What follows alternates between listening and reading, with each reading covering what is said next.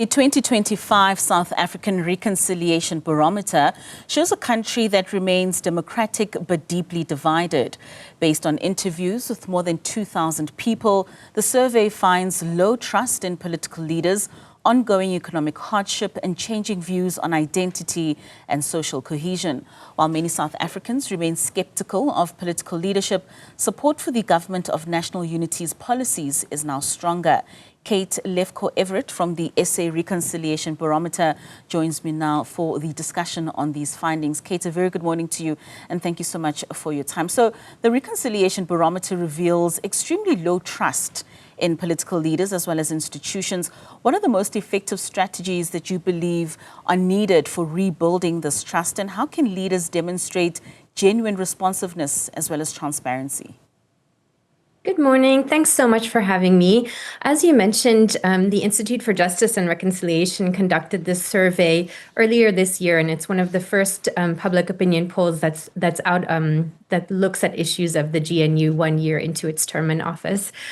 We have in the last 2 years found very significant problems with relation to trust and confidence in both political leadership and public institutions. And there are also issues of trust in the GNU itself, but we also see this as kind of a wait-and-see moment where there's an opportunity to really work on trying to rebuild those things. And as you also highlighted, some of the key priority areas for members of the public are dealing with those issues of extreme economic inequality, job creation, and corruption. And so those are some of the recommended focus areas that we see emerging from the findings. And the survey highlights that poverty, unemployment, as well as inequality remain the most significant barriers to reconciliation. What specific policies or interventions do you think that we need to prioritize in order to address these material divides effectively? Yeah, so we have been doing this survey since 2003, and every year we find that issues of economic inequality are the areas that South Africans see as the least progress since the transition to democracy in 1994, and also are not very optimistic about in the future. And I think many of us don't need a public opinion survey to see that we are experiencing these complex economic issues in the country. It's also held up by, for example, the quarterly labor force data that we see coming out as well. So within the GNU, I think a real focus on some of the key priority issues that I mentioned, like job creation, like transparency. One of the interesting findings that we've looked at this year is specific evaluations of policy. And while we do find kind of moderate levels of confidence in the GNU, there are higher levels of approval for some of the key initiatives, for example, around the national dialogue, around national health insurance, and even around the Land Expropriation Act, which has been controversial so far.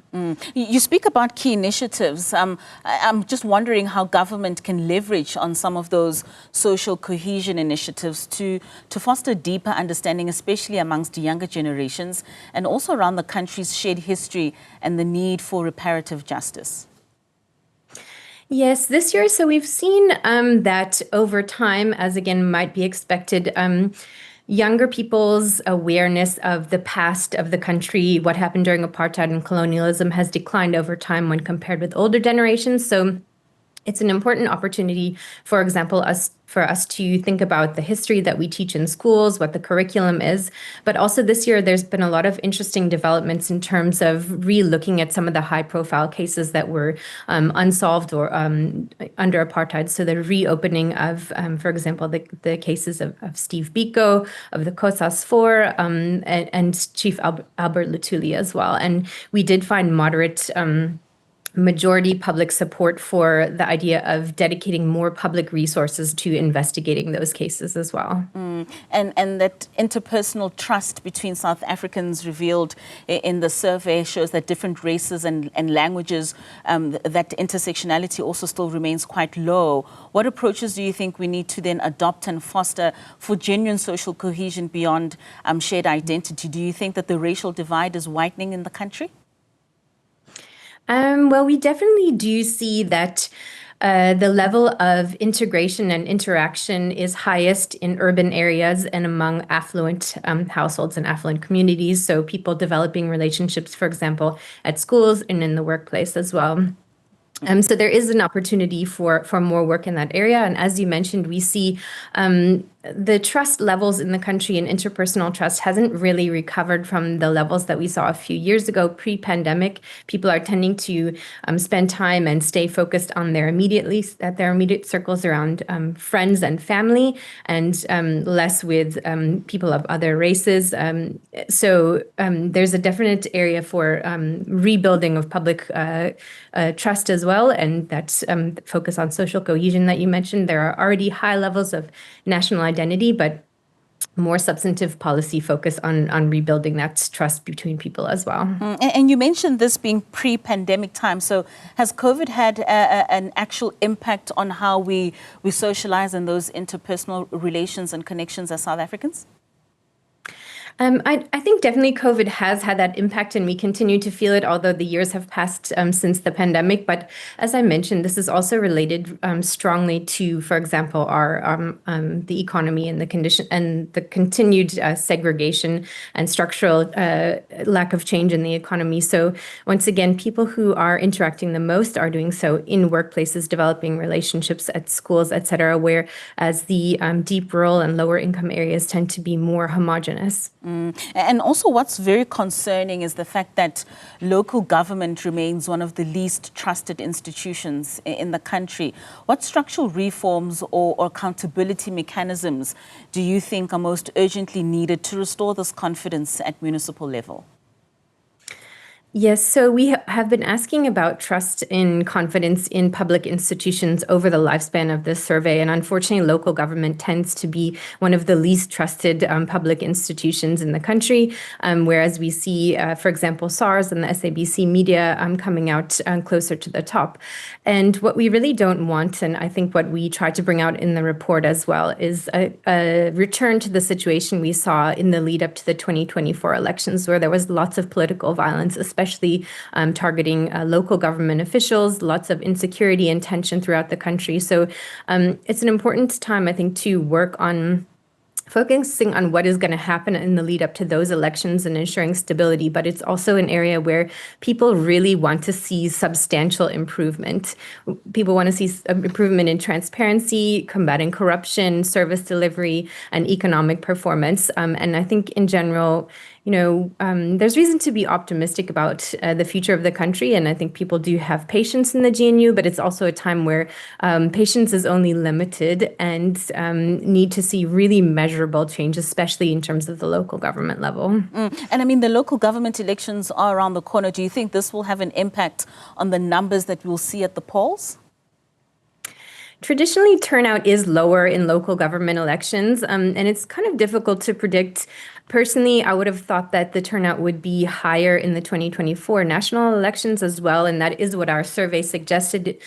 In 2023, we had about 70% of South Africans saying that they were likely to go out and vote, and of course, the actual turnout numbers were much lower.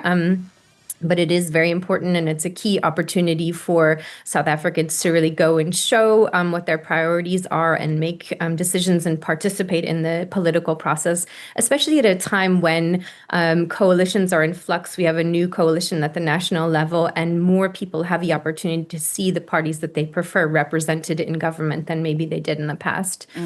So lastly, I mean, with the findings showing that many South Africans believe little has changed since 1994, what innovative communication do you think needs to be done with regards to the approaches that could shift the perceptions and just generate hope for future change?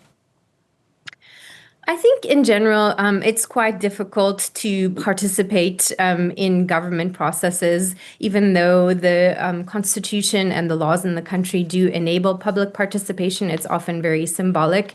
As I said, it's really important, I think, at this moment for citizens to take the opportunity to pursue public participation, to go to the elections and to make their needs and their preferences known, because we have national coalition politics in Parliament as well as at provincial level and in local government as well. So there's a moment where citizens can again, perhaps reclaim some of that opportunity to, to make their priorities known, and then also very importantly on the side of government to be really, again, focusing on communicating around the measurable changes that they are making in some of those priority areas, like addressing economic inequality and combating corruption as well.